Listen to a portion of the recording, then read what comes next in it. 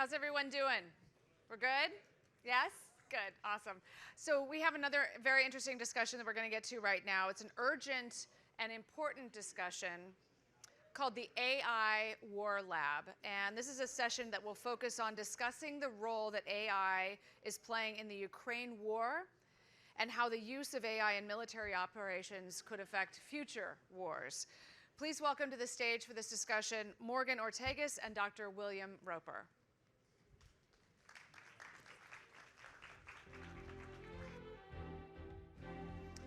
All right, good morning, New York.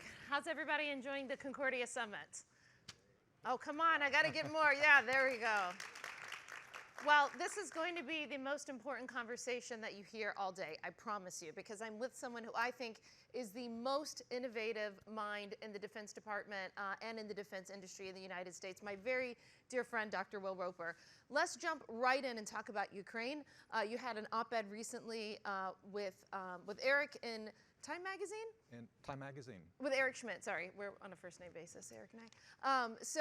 You had an op-ed with him, and you talked about what you all have been working on together, how you have been to Ukraine several times. This is a volunteer effort for you, I might say, but give us some insight into what's happening on the ground in Ukraine.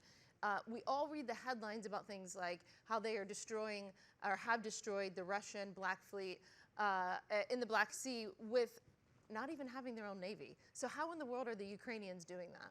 Morgan, one, thank you for doing this panel. Thanks everyone for being here. And coming back from Ukraine, a lot of the things that we pontificated about the future of warfare years ago with Ash Carter are coming true on the battlefield. I think the big lesson when you come back is that the cycle time of warfare is something no nation is ready for today.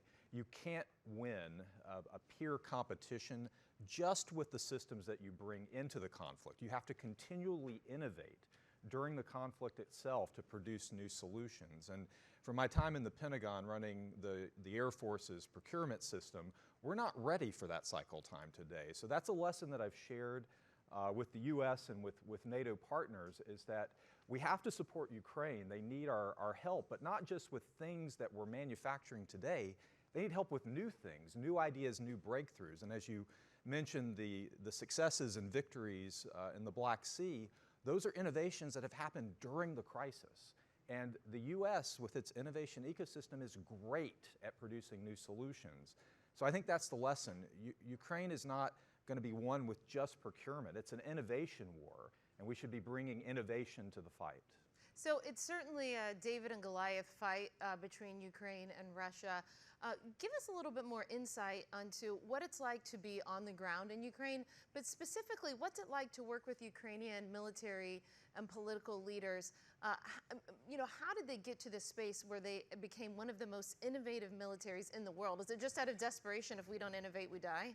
It is. You have to come up with solutions when an enemy is on your doorstep and then in your house. So that's one thing. It drives innovation in a way that peacetime just doesn't.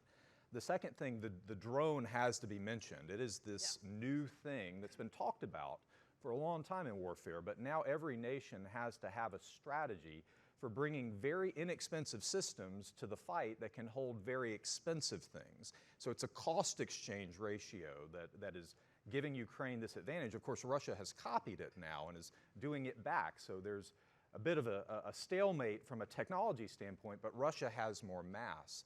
The lesson that needs to be learned in the US and in NATO and with all of our partners is that abundance matters, that supply chain matters.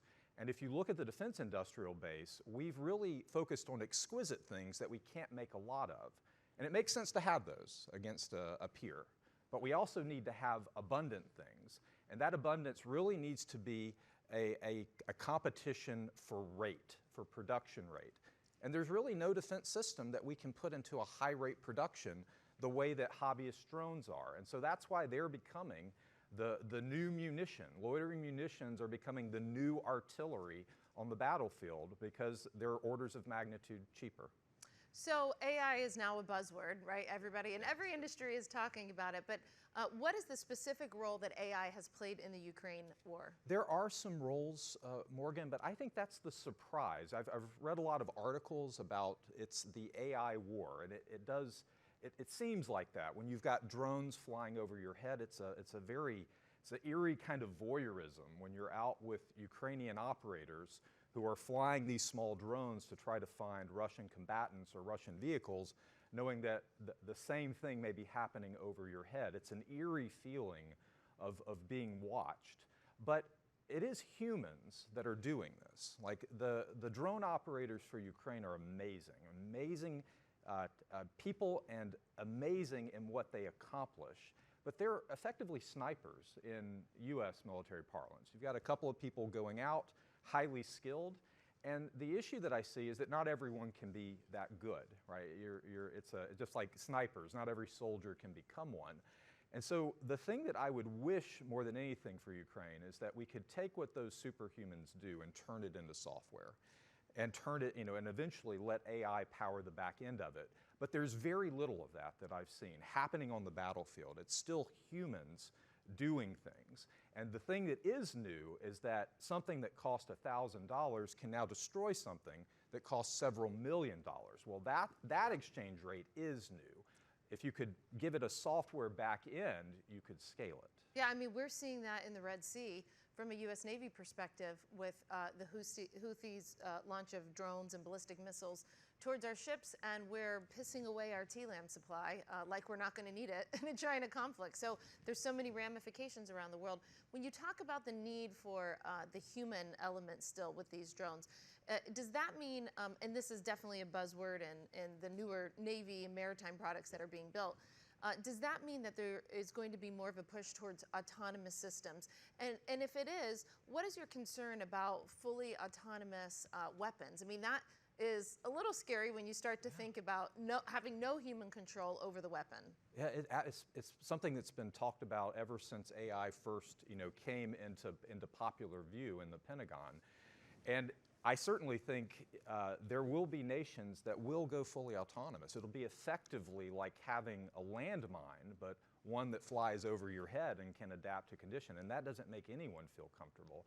I think the next epoch, humans will be able to be in the loop, but we in the West are going to have to work harder than our adversaries because we will bring ethics to our weapons systems, and our adversaries likely will not.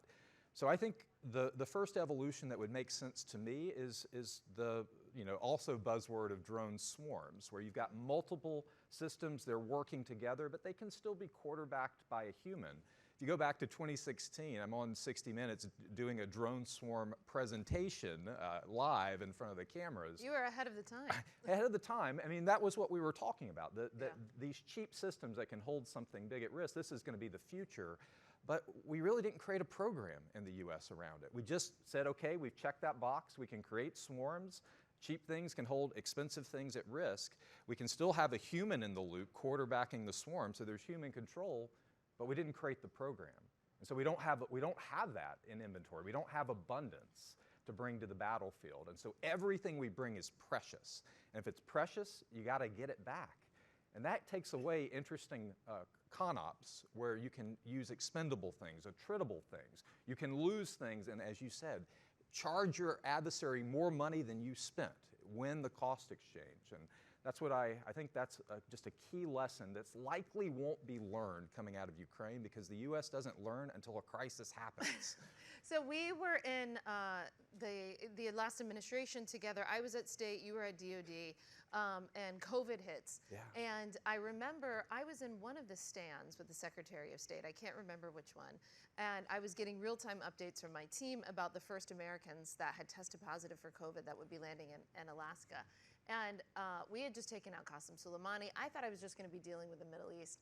I did not expect that I was going to have to deal with a 100-year global pandemic. I had a lot on my bingo card that wasn't one of them. But one of the things that we saw, and you think about things historically like the Manhattan Project, or you think about Operation Warp Speed during COVID that we were both a part of at our respective agencies, you know, when I say this a little facetiously, but when America is punched in the face with a big bad problem, whether it's, you know, 9/11, COVID, whatever it is, we do tend to step up and salute and figure out very quickly how to solve big problems that we could spend 20 years not spending.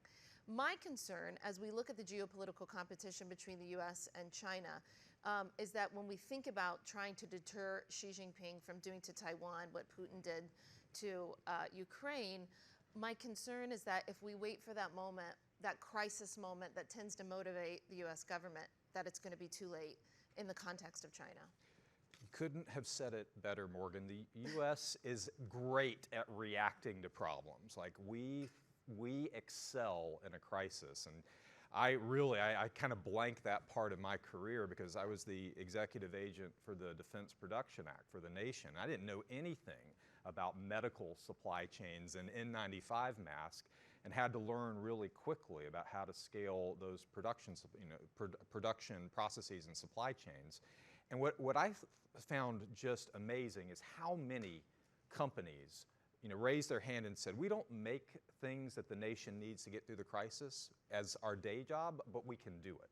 That's great. Ventilators, medical supplies, so many pivoted. We mobilized our industrial base, but you know, and it's similar to World War II, but with modern technology. And what I thought at the time is that the Pentagon would write down all of those lessons learned about how to mobilize the industrial base and have companies who don't build defense systems build them, that playbook would be written down and it'd be ready to go. And then COVID ended and it just went nowhere. We went back to defense the way we'd done it. And I think, as you say, Morgan, if something happened with China, we would react, but it's probably too late because China plans ahead. And what I would wish more than anything for the U.S. and for all of our allies and partners is that we'd have a playbook to bring non-traditional industrial bases, mobilize them for defense, so that we could have abundant systems that can hold much more expensive things at risk, and then have very powerful AI to power it all, because that makes cheap things act like they're more expensive than they really are. And if we did that, then all of our expensive things could hide in the noise.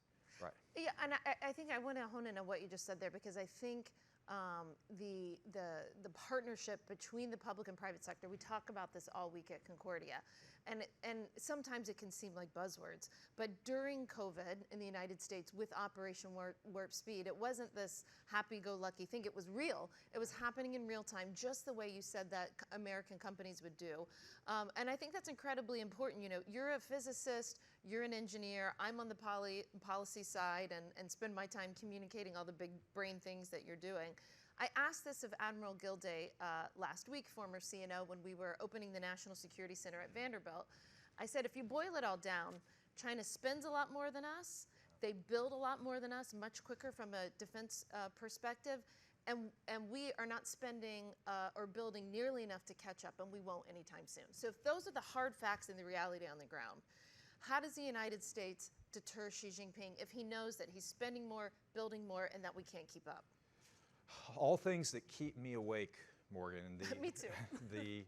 The answer that helps me sleep a little better, but we're not doing enough in this area, is to continually deter through continual disruption because of innovation. That's our strength. We have proven, our capital markets have proven, that we can bring generation after generation of disruptive technology to the world, making the world a better place. We need to double down on that. And where I think the Pentagon is missing an opportunity is it doesn't view its historical role as the investor in deep tech, the first adopter of deep tech. All of the technology that was invested in, you know, from the internet itself to satellites to, you know, high gain antennas, all of that defense stuff that won the Cold War when those systems were expensive, eventually commercialized, made the information age where the leading companies are on U.S. soil with U.S. zip code. It's time to do that again. Most are predicting an industrial revolution around the digitization of cyber physical things, so hardware, digital twins. And it seems like those things would be really useful for defense, and if the Pentagon were doubling down to ensure that The next wave of deep tech was first in military hands, so it could commercialize and create another industrial revolution, then that resets the terms and forces nations like China to go back and replan. And if you're always having to go back and replan, then you're never quite ready. So I think the way we deter Morgan is there's always has to be the uncertainty of the new innovation, the new technology. And the US is great at that.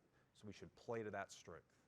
I totally agree, and I think that's why both you and I are on the outside, on the private sector. You're creating new companies that are going to do exactly what you just said. I'm on the venture side. I'm investing in them and supporting them, and that is the public-private partnership that I think is going to give us the strategic edge. Well, you can see probably why I said this would be the most important discussion that you listen to all day. Thank you so much to my friend, Dr. Will Roper. Thanks for having us today.